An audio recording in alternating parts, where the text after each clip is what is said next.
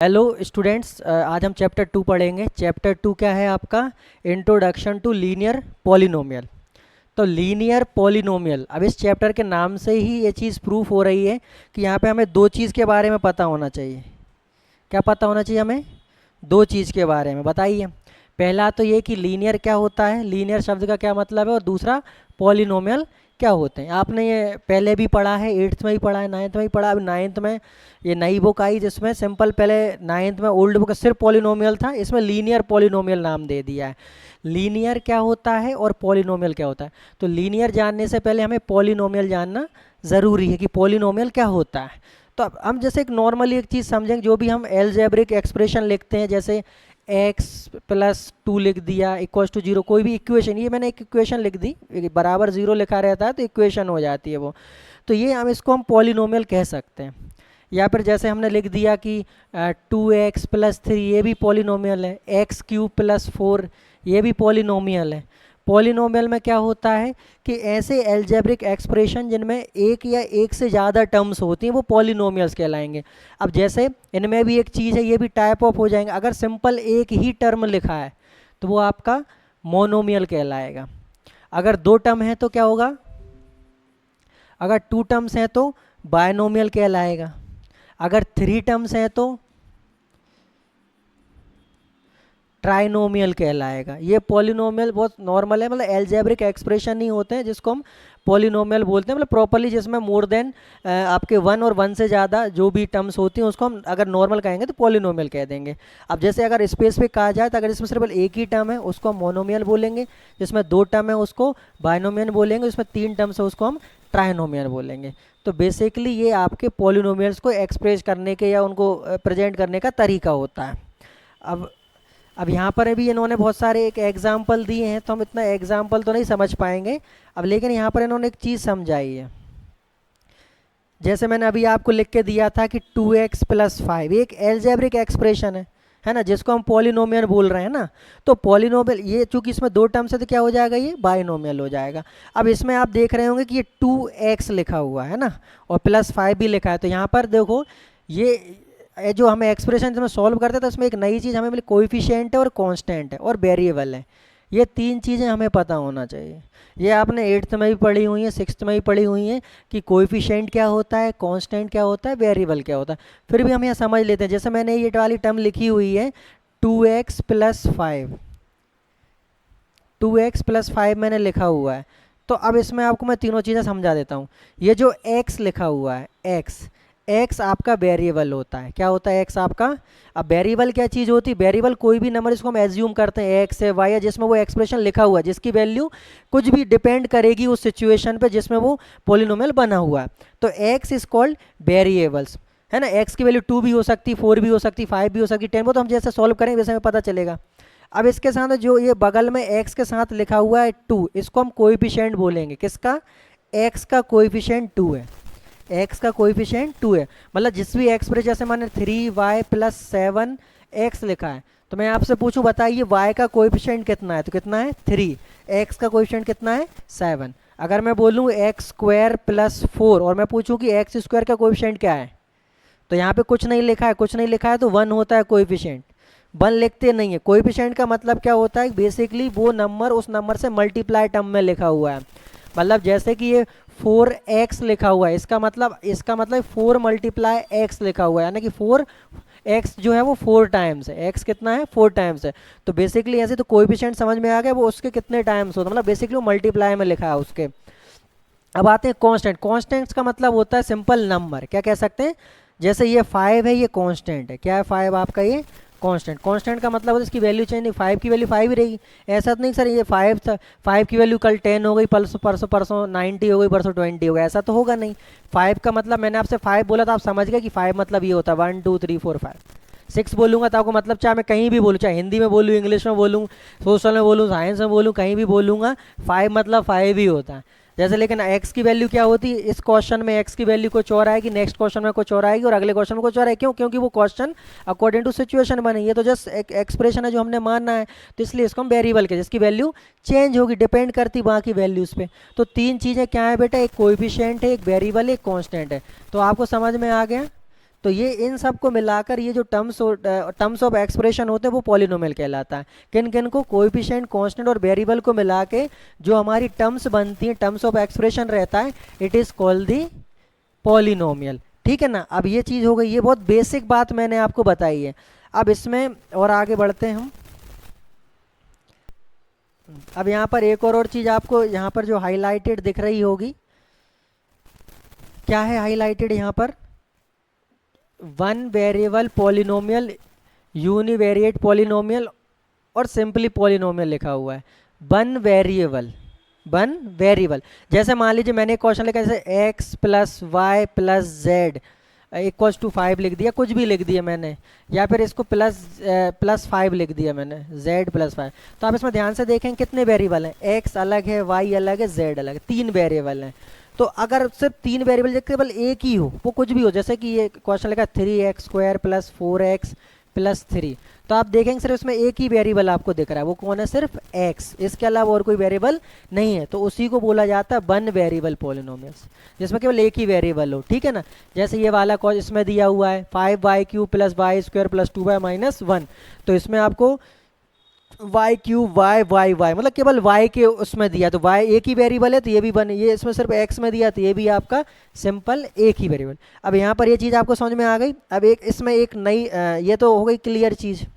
अब एक चीज़ और समझिएगा, अब आता है डिग्री। क्या आता है? यहाँ पर एक वर्ड हमें दिख रहा है डिग्री। अब डिग्री क्या होता है? ये अभी हमने कोएफिशिएंट समझा, अब यहाँ पर डिग्री समझते हैं। अब जैसे मान लीजिए यही एग्जाम्पल लिखा हुआ है 5y³ प्लस y² माइनस 8 लिखा है। तो यहाँ पर ये जो क्यूब, जो पावर होती किसी वेरिएबल की, जो पावर होती है ना, तो जो हाईएस्ट पावर ऑफ वेरिएबल है, मतलब जिसकी हाईएस्ट पावर जो है, उसको हम उसकी डिग्री कहते हैं। क्या कहते हैं? अब जैसे इसमें हाईएस्ट, इसमें पावर 3 और यहाँ पे पावर 2, तो हाईएस्ट पावर कितनी? 3 है। तो इस जो पॉलिनोमियल की डिग्री क्या कहलाएगी? 3 कहलाएगी। क्या कहलाएगी? 3 बोले तो highest power of the polynomial. क्या कहलाएगा? Highest power of the highest power of the variable in the polynomial is called the degree. क्या है? The highest power of the variable in the polynomial is called its degree. उस polynomial की particular वो degree कहलाएगी। जैसे मैंने ये लिखा है x² प्लस x प्लस 1, तो यहाँ पर हाईएस्ट पावर ऑफ वेरिएबल कितनी है? 2 है। कितनी है? तो ये इसकी डिग्री कितनी कहलाएगी? 2 कहलाएगी। अब आप कहें सर इतना ये क्यों बता रहे हैं आप, मतलब इससे क्या मतलब, डिग्री मैं बोलूँ ना बोलूँ क्या फ़र्क पड़ रहा है, लेकिन इससे टाइप ऑफ पॉलिनोमियल हो जाएंगे अलग। जैसे अभी मैंने आपको बताया था कि अगर एक टर्म है तो मोनोमियल कहलाएगा, 2 टर्म है तो बायनोमियल है, 3 टर्म है तो ट्राइनोमियल, ऐसे करके सो ऑन डेट चलते रहते हैं। उसी तरीके से डिग्री होती है। अगर कोई भी पॉलिनोमियल जो है, अगर उसकी डिग्री के हिसाब से भी हम उसको अलग अलग कर सकते। जैसे अगर उसकी हाईएस्ट डिग्री 3 है, कितनी डिग्री? तो वो क्यूबिक पॉलिनोमियल कहलाएगा। क्या कहलाएगा? और अगर उसकी डिग्री 2 है, हाईएस्ट डिग्री कितनी है? 2 है, तो वो क्वाड्रेटिक पॉलिनोमियल कहलाएगा। क्या कहलाएगा? Quadratic polynomial. सबसे ज़्यादा आपके यही आएगा। और जो हमारे चैप्टर का नाम है, अगर हाईएस्ट पावर 1 है, क्या है? डिग्री कितनी है? 1, तो वो लीनियर पॉलिनोमियल्स कहलाएगा। क्या कहलाएगा? Linear polynomial. और अगर मान लीजिए कि उसमें वेरिएबल है ही नहीं है, वेरिएबल नहीं है, सिर्फ आपके कांस्टेंट ही है, जैसे 3 लिखा है 4 ये लिखा है, तो वो कांस्टेंट पॉलिनोमियल्स कहलाता है। क्या कहलाता है?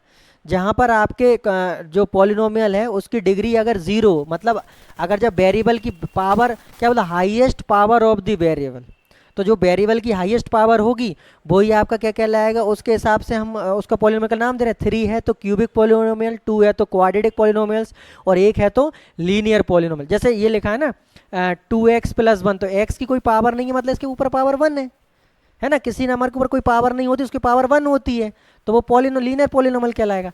लेकिन जहाँ वेरिएबल ही नहीं है, तो जो चीज़ है ही नहीं है वो क्या होती है? वो 0 है, उसकी पावर 0 है, तो वो लीनियर, तो वो कांस्टेंट पॉलिनोमियल कहलाएगा। क्या कहलाएगा? कांस्टेंट पॉलिनोमियल कहलाएगा। जैसे इसमें एक कंसेप्ट ये भी होता है, ये समझ लीजिए। जैसे मान लीजिए x की पावर 0, आंसर क्या आएगा? 1 आएगा। क्या आएगा? मतलब किसी भी वेरिएबल या किसी भी कांस्टेंट, किसी की पावर अगर 0 होती है तो द आंसर विल बी 1 होता है। तो हमेशा ध्यान रखिए, जैसे मान लीजिए सिर्फ 8 लिखा है, तो मैं इसको 8x की पावर 0 लिख सकता हूँ, क्योंकि x की पावर 0 आंसर क्या आएगा? 1 आएगा। तो वो बात तो वही हो गई घुमा फिरा के। तो इसकी अगर किसी भी वेरिएबल की पावर 0 है तो वो कांस्टेंट पॉलिनोमियल कहलाता है। समझ में आ गया? तो आपके चैप्टर में हमने क्या क्या समझा? सबसे पहले हमने एक ही चीज़ समझी, और वो क्या थी कि हमने जो सबसे पहले ऊपर जो चैप्टर में हम सबसे पहले गए तो यहाँ पे हमको क्या समझाया उन्होंने, जो चैप्टर का नाम था लीनियर पॉलिनोमियल। तो पॉलिनोमियल क्या होता है कि एक्सप्रेशन ऑफ टर्म्स होती हैं जिसमें वेरिएबल के साथ क्या क्या होता है, आपका कोएफिशिएंट होता है उसका वेरिएबल का, और कांस्टेंट टर्म होती हैं, है ना, the terms of the expression, है ना, किसी भी पॉलिनोमियल का जिसमें हमारे पास कांस्टेंट भी होता है वेरिएबल। तो वेरिएबल की जो वेरिएबल के साथ जो होता है, जो मल्टीपल में होता है वेरिएबल के, वो उसका कोएफिशिएंट कहलाता है। और वेरिएबल की जो हाईएस्ट पावर होती है वो क्या कहलाती है, वो डिग्री कहलाती है। तो अगर टर्म्स के बेसिस पे कहा जाए तो अगर एक टर्म है तो वो क्या कहलाता है, वो मोनोमियल कहलाता है, दो टर्म है तो बायनोमियल, तीन टर्म है तो ट्राइनोमियल। और अगर पावर के टर्म्स में कहा जाए तो अगर एक ही पावर है, हाईएस्ट पावर 1 है, डिग्री 1 है, तो वो लीनियर पॉलिनोमियल कहलाएगा। डिग्री 2 है तो वो क्वाड्रेटिक पॉलिनोमियल कहलाएगा, और अगर डिग्री 3 है तो क्यूबिक पॉलिनोमियल कहलाएगा। सिंपल, ये हमें बेसिक पता होना चाहिए था इस चैप्टर को पढ़ने से पहले। तो हमें ये हमने बेसिक्स पढ़ ली। अब हम आते हैं सीधा एक्सरसाइज पे और चालू करते हैं सिस्टम।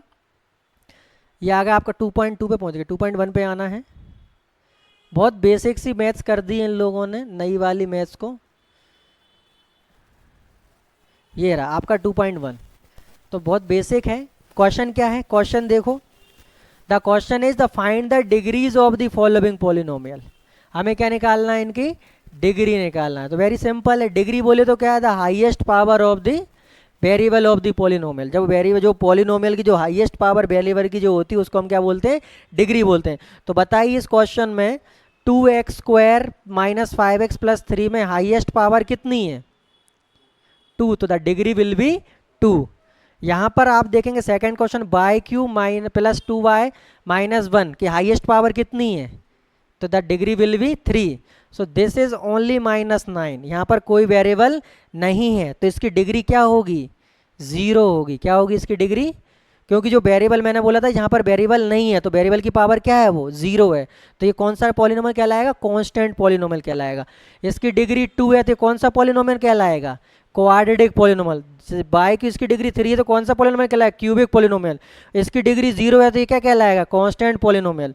और यहाँ पर कौन सा 4z - 3 है तो इसकी डिग्री कितनी होगी, इसकी डिग्री 1 होगी बेटा, क्योंकि ये लीनियर पॉलिनोमियल हो गया। समझ में आ गई बात। So this will be the answer. जो मैंने समझाया बस आप देख के टिक टिक कर सकते हो। अब second question, right the polynomials of the degrees. अब हमसे ही कहा है कि भाई कोई पॉलिनोमियल लिख दे जिसकी डिग्री 1 हो, जिसकी डिग्री 2 हो, जिसकी डिग्री 3 हो। तो डिग्री 1 वाला ये है, डिग्री 2 वाला ये, डिग्री 3 वाला ये भी लिख सकते हो। आपके मन से आपको जो मन में पड़े आप लिख सकते हो, उसमें कोई हमें तो डिग्री से मतलब है। अगर मैं जैसे लिखना चाहूँ, जैसे डिग्री 1 वाले का लिखना चाहूँ,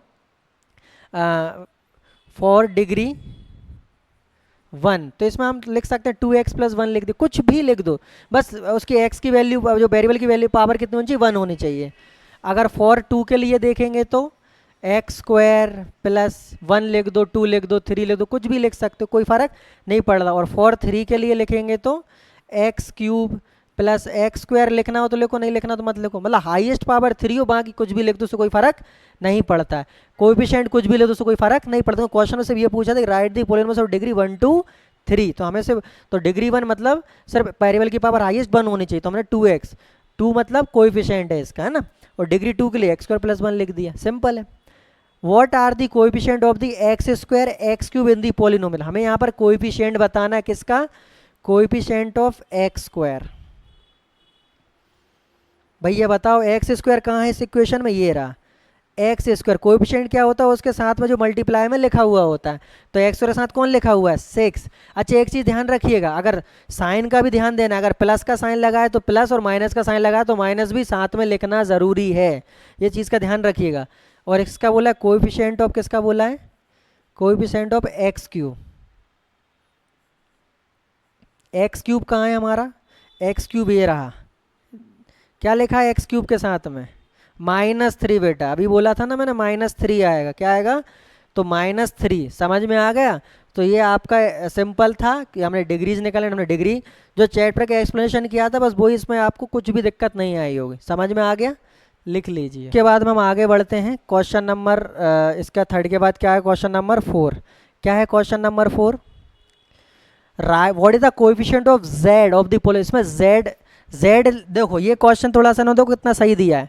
क्या लिखा है, 4q + 5x z² - 11। और कोएफिशिएंट किसका पूछा है हमसे, क्या इसमें z है क्या, कहाँ है z, ये तो z क्यूब है, ये z स्क्वायर है, z की टर्म नहीं है। और जिसका मैंने कहा जो नहीं होता उसका कोएफिशिएंट क्या होता है, जो है ही नहीं है वो क्या होगा, जीरो होगा। तो अब बच्चे यहीं कन्फ्यूज हो जाते हैं, बोला what is the coefficient of z, ये नहीं पूछा what is the coefficient of z cube या z स्क्वायर। यहाँ पे टर्म्स है, जब भी कोएफिशिएंट पूछेगा तो टर्म्स का पूछेगा। तो z क्यूब का नहीं पूछा, z स्क्वायर का नहीं पूछा, उसने पूछा z का, z उसमें है ही नहीं है, और जो नहीं होता है उसका कोएफिशिएंट क्या होगा, जीरो होगा। नेक्स्ट है what is the constant term of the polynomial, इसमें कांस्टेंट टर्म कहाँ है भैया, कांस्टेंट टर्म ये रहा -10, द कांस्टेंट टर्म क्या है आपका -10, सिंपल। बस यही था आपका चैप्टर का, ख़त्म हो गई एक्सरसाइज। समझ में आ गया, होपफुली बहुत बेसिक सा कंसेप्ट है जो आपको समझ में आ ही गया होगा। ठीक है, अब नेक्स्ट हमारा है लीनियर पॉलिनोमियल, जिसको हम समझेंगे।